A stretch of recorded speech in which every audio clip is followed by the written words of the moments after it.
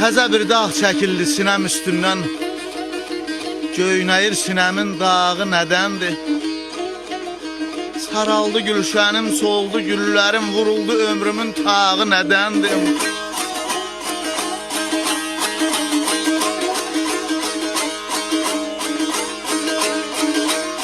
Mələk mənim ustadımı öldürüb, cavan ikən gül rəngini soldurub. Baldan şirin çox piyalə doldurub, qismət edib mənim üçün ağı nədəndir?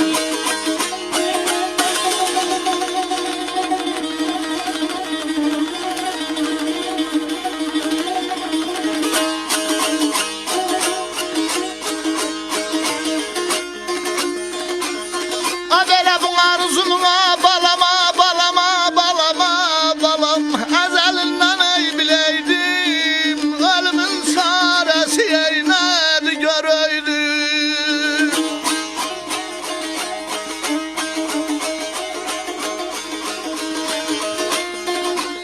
A belən o bükülən ağana, balama, balama, balam, ey mən büküləydim. Görəydim sudanın ayağı nədəndir, ay, ay. Hırın alma, ya, hırın alma gedəm, ay,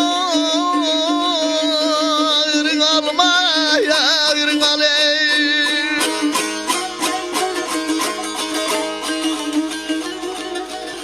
Bu arzum əzəlindən biləydim, ölümün çarəsi nədir görəydim.